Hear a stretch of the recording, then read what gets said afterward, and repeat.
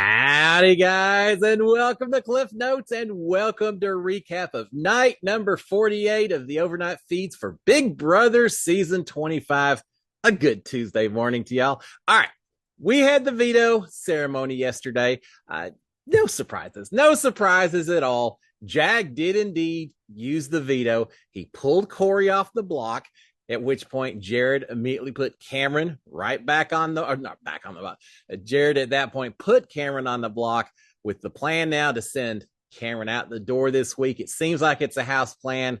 I think it's going to happen Thursday. Doesn't mean people may float around the idea of trying to flip and send out America. It's not going to go anywhere. Cameron is headed out the door. The big question really yesterday wasn't so much what's going to happen with this eviction coming up Thursday, but what happens after that? And that truly is where we had a lot of discussion. We're going to talk about it all. So let's get right on to the feeds themselves and talk about what happened last night. Now, first of all, let's talk about Matt and Jag talking with each other. Matt's thinking that Jared is definitely going to stick with Cirie and Felicia, that he sees those three as being very tight. Well, Felicia and Cirie, maybe not so much, but he definitely sees those three as a trio, that Jared's not going to go anywhere except work with them. Jag is mentioning that they really have to take a shot at this point in time at Jared. They need to get Jared out the door. They can't be cowards anymore playing the game. They have to make this big shot and go after Jared. They're recognizing two things. One, that Jared is very vulnerable this week, and two, that Jared is probably the biggest threat on that side of the house. Not looking good for Jared when you combine those two things together. So we do have Matt and Jag basically agreeing that, yeah, Jared's got to go at this point. All right, we've got America and Bowie talking to each other. Bowie is saying at one point, she just wants to make jury. She just wants to make sure she does what she needs to do. Another couple of weeks and she'll be in jury.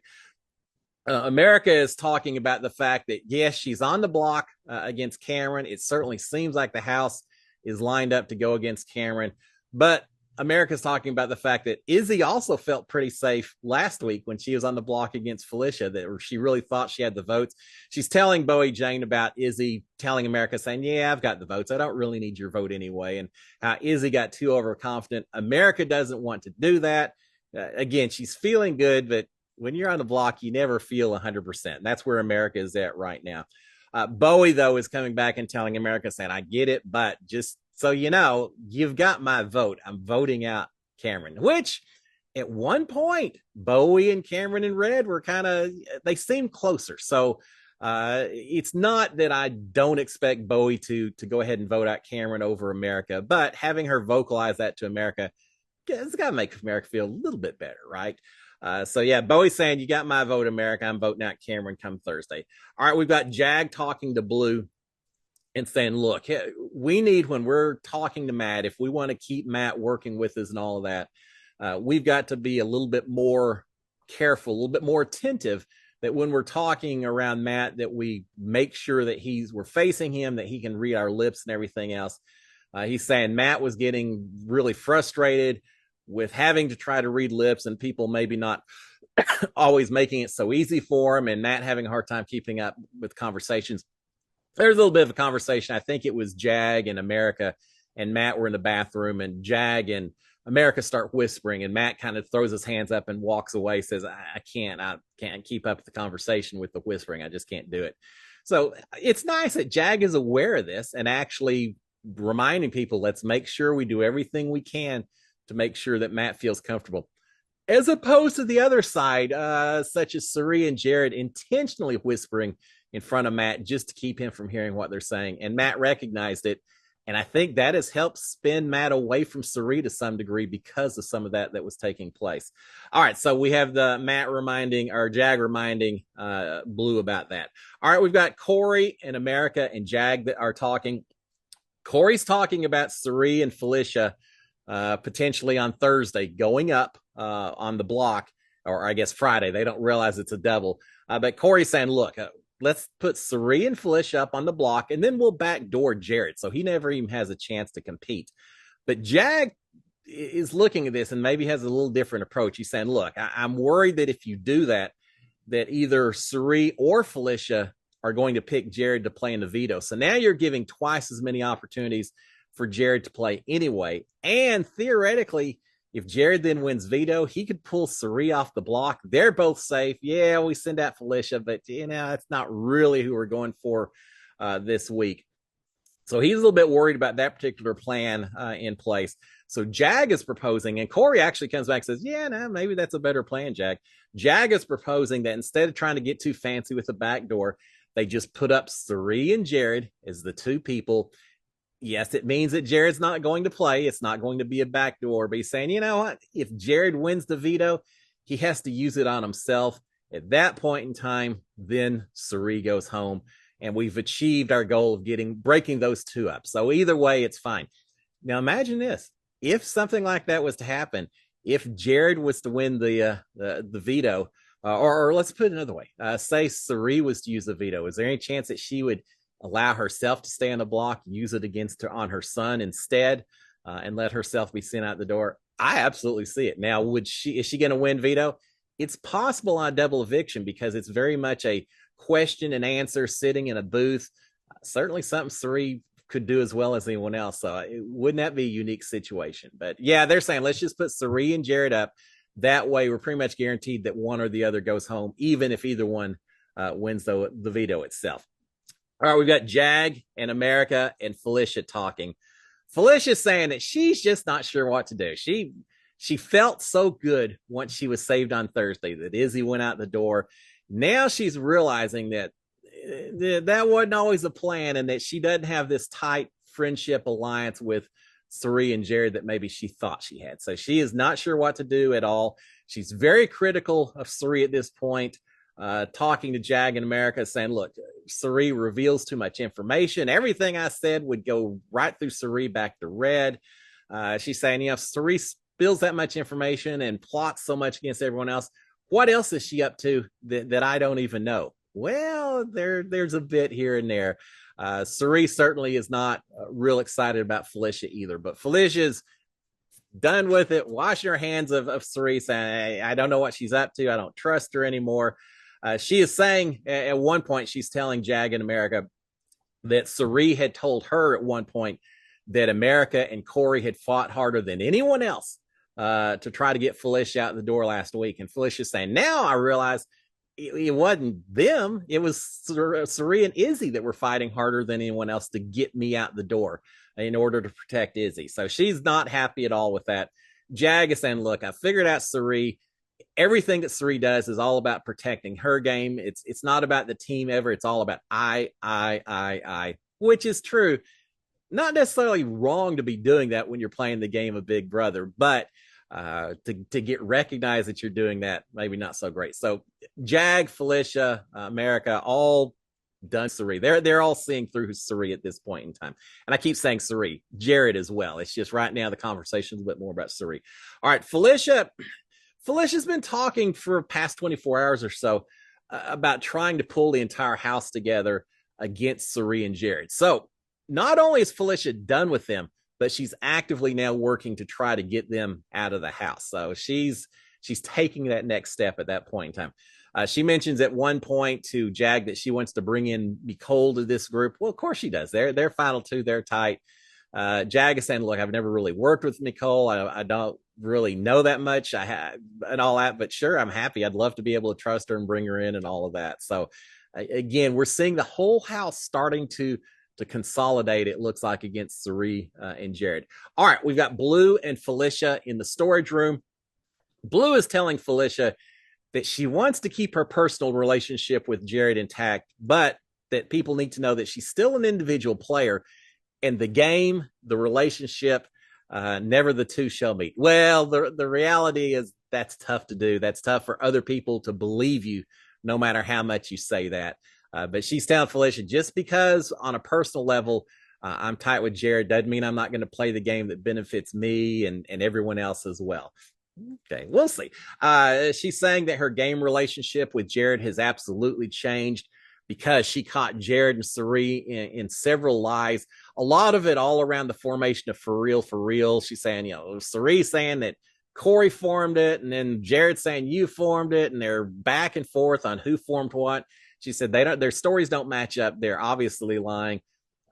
as much as I like Jared on a personal level, from a game standpoint, yeah, I'm through with some of that. So she's telling Felicia that please keep the two separate. All right, we've got Cirie and Felicia then talking with each other, not on the best of terms, but still trying to stay as tight as they can while both of them realize they're turning on the other one. Cirie is, though, not worried about the two of them right now because she's talking to Felicia saying, look, I see it happening. She's talking about America and Jag and Corey. She's saying, I see them talking all the time. I see it happening. These are going to be the final three. Those three people are going to make it to the final three. I don't know that that's a bad prediction. Actually, I think Cirie's gone to something. Cirie pays attention to everything going on in this house, and she's noticed the three of them talking. So, yeah, America, Jag, and Corey, she's getting very worried about, saying that she sees them talking all the time, that she's really worried right now that, at least in their minds, the boot order could easily be Cameron and then Jared and then her. Yeah, and she's probably right. All right, we've got lots of backyard chit chat going on, relaxing, secret napping. This is the last day in the backyard. The house, as of this morning, is going to be shut down for getting ready for competitions and such. So they're enjoying the backyard while they can with a lot of non-game talk going on. All right, we've got Jag and Matt and Blue all talking. They again are talking about the possibility of throwing the HOH comp. They talked about that yesterday, or the day before yesterday. They continue that conversation. Jag is saying, look, if we don't want to show our cards, that means if any of us win HOH, we can't go after some big target. We just have to kind of go in the middle and go after Bowie, for example. And he says, that seems like kind of a waste of an HOH. Why even win if we're just going to go against someone in the middle that doesn't really, isn't on one side or the other? And he said, the other option is you show your cards, and are we ready to do that just yet? Well, it seems like you're pretty much there, but he's worried about that and suggesting maybe they ought to consider throwing the comp because there's no benefit to it. But Blue's pointing out, saying, well, you say that, but it isn't a waste of an HOH if it guarantees that the three of us make jury. If one of us wins HOH, the other two, all three of us know that we're safe, we're protected this week. By winning HOH, we do make jury, at least. Even if the power you waste, we make jury. And Jack's saying, well, yeah, you do have a point there. I can't help but think when it comes down to it, they're all going to be playing for HOH, I think. We'll find out on Thursday. All right, we've got Cirie and Jared checking in with each other. Cirie is worried. She's saying, look, we got to get out Jag next. That guy's consolidating all these people. I see him talking to everyone. Jag is our biggest threat right now, and very worried about that. She's also thinking that if it came down to it, Nicole would probably put up Corey and Bowie, but that she probably isn't going to try to win. I'm not sure where Corey and Nicole came from in terms of what she's thinking, but she's feeling that they're probably safe with Nicole, but she's certainly worried about Jag. Jared is talking about who they have on their side versus the other side, and Jared's saying, look, we still have Felicia. And Cirie saying, well, I hope you're right, but I'm not so certain about that, Jared. Again, Cirie reading the house much better than Jared is. But Jared saying, yeah, we've got Felicia. And Cirie is then coming back saying, the other thing, too, is Matt can be swayed. We'll keep Matt over on our side. She doesn't realize that Matt has already committed to the other side to some large degree. And Cirie's saying, Matt can be swayed. Not me. I'm never going to be swayed. That's not the way I play the game. Well, Matt's maybe getting that direction as well, Cirie. It's not going to be easy as you think. All right, we've got Corey and America in bed with a very heavy makeout session. They used to be the 3 a.m. session, not so much anymore. Lights are on, 8 o'clock in the evening, whatever. A lot of making out going on. I will say this. The cameraman seemed to be spending a whole lot of time focused on these two yesterday. We had multiple times where all 4 cameras were on them. The rest of the house cannot be that boring that we only have America and Corey, right? And maybe so. But yeah, a lot of time spent with Corey and America, not talking game. So yeah, I'm a little enjoying their downtime a little bit. Everyone else outside, they're enjoying their inside time a little bit. We did have the feeds down for several hours, 2-3 hours or so late yesterday evening. No idea why, not a clue. They just came back, and who knows. But the feeds did come back eventually. We've got Matt and Bowie talking to each other, having a check-in session, working out some agreements. Matt is saying, look, it's not an alliance necessarily. It's just 8 or 9 people working together on the same plan. That plan to get out Jared next week. Matt's talking about Jared and Cirie have been playing both sides against everyone. He's kind of tired of it. He's telling Bowie Jane, saying, look, just keep playing along. It's important we keep them comfortable. Don't let them know what's going on. So just play along. But he's also saying, all we have to do is worry. All we have to worry about is Cirie. Since Jared can't play in this HOH competition, Cirie's it. As long as Cirie doesn't win, we should be good with this plan going forward. Matt later is telling America about talking to Bowie and very much phrasing it as an America and Corey versus Jared and Cirie type battle that's coming up on Thursday. So he has talked to Bowie, and I realize I didn't really give any comments about what Bowie Jane said throughout this conversation. She's agreeing with him. She seems on board. Everything that's Matt's saying is yes, yeah, I agree. And they'll talk about it a little bit more here in just a second. I think Bowie talks to Jag a little bit later. So we do have that. They're now feeling like they've got Bowie Jane on board.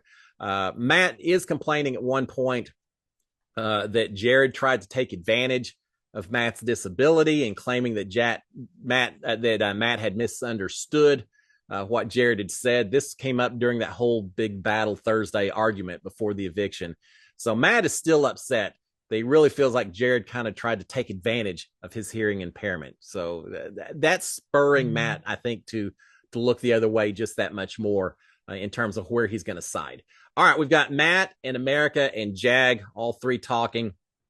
Matt is saying that Bowie knows about Cirie and will vote with them against Jared. Jag is laughingly, very laughingly, but Jag is laughingly saying, well, should we think about keeping Cameron?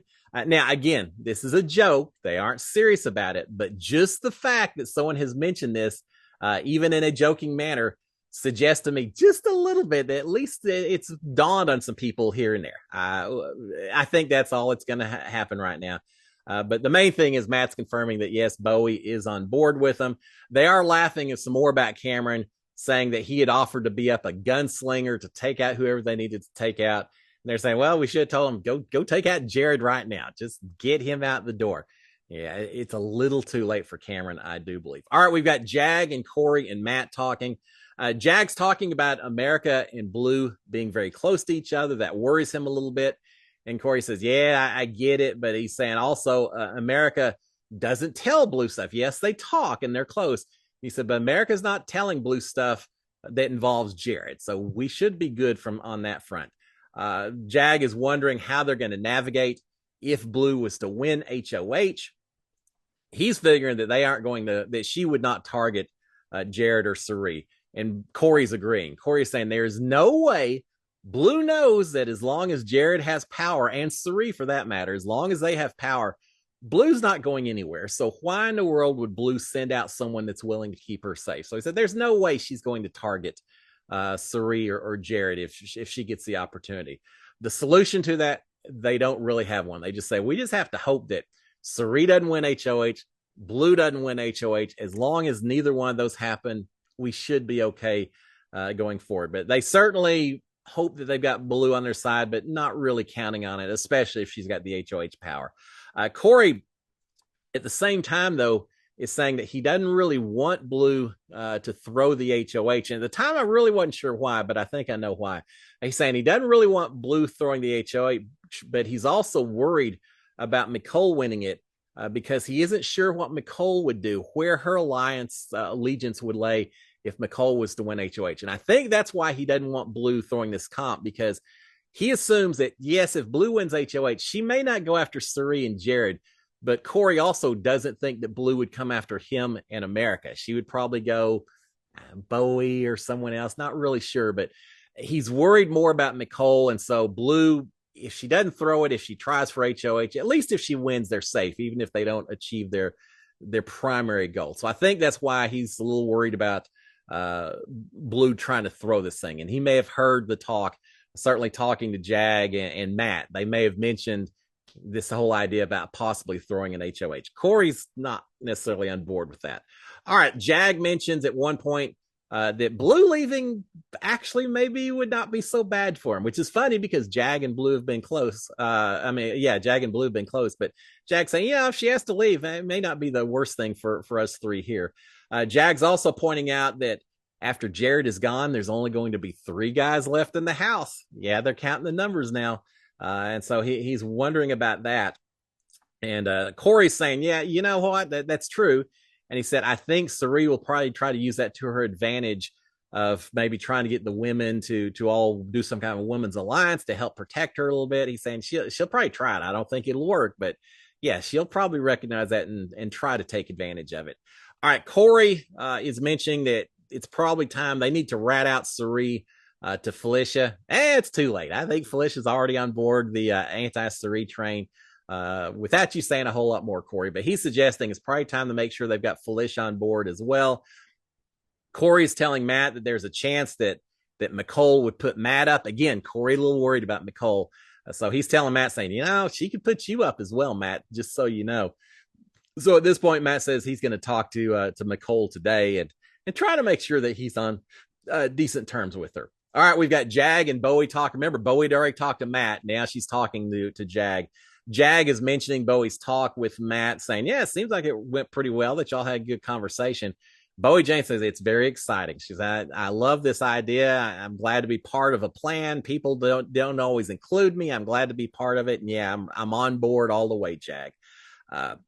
Jag is telling her, though, saying, now, look, don't mention anything to Jared or Cirie or Felicia about this plan just yet, ever. And Bowie Jane saying, no, that's true. She said, add Nicole to that as well. If you tell Nicole, she'll tell Felicia, and then who knows? I think Felicia's on board with it as well, but they're being cautious. So they're talking about that. Now, Bowie Jane is saying that after the last 2 days, she isn't revealing anything to Cirie. Cirie had been working extra hard to try to get Bowie Jane on board.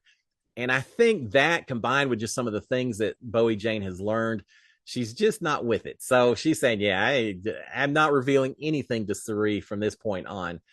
She's also saying that she feels just almost relieved that she's no longer obligated to Cirie, that she's not locked in with Cirie and her side of the house. Jag is talking about the fact that he is tired of playing scared. Remember, he said earlier, we have to stop playing like cowards.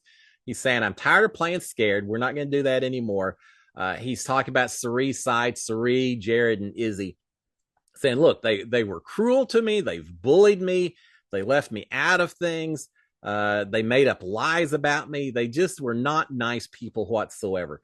Bowie Jane is talking about the fact that she found out that they were laughing at her as she is walking around. They're watching the monitors, watching Bowie walking around, trying to find them to talk to him, and they were laughing at her, making fun at her. So they're both a little just fed up with some of the attitude on that side, a little bit with Izzy and Cirie, so, and Jared as well. So they're both talking about the ways they've been mistreated throughout the game so far. Jag at one point says that Cirie and Izzy had wanted to blindside Bowie for no other reason than just for fun, and you know, just how cruel it. They make it too personal at times. Bowie Jane mentions the fact that Cirie had tried to pin all these alliances on Bowie Jane that Bowie Jane had never even heard about. So again, just a lot of very anti-Cirie, anti-Jared conversation taking place between these two as they confirm that they really, truly are on the same game plan going forward. Jag is mentioning the fact that if they don't win HOH, if Cirie or Jared if Cirie was to win it, that any of them could go home. So they have to be careful. Jag later tells Corey that, yeah, Bowie's good. Now, Matt was right. Bowie is good. She's on board with us. Jag is telling Corey and America to watch out because Jared and Cirie are up in the HOH, that they watch everything. So be very careful. Corey is laughing about the next HOH, saying, it's going to be really funny that with this next HOH, as soon as Cirie drops out of the competition, is no longer eligible, everyone's going to be fighting with each other to try to throw the comp faster than anyone else. It may be a victory by just default, whoever realizes it last. So they're laughing about that, that's going to happen. And with that, one last makeout session between Corey and America to wrap up the evening. Everyone in bed by now 3 o'clock or so Big Brother time, 5 o'clock Houston time.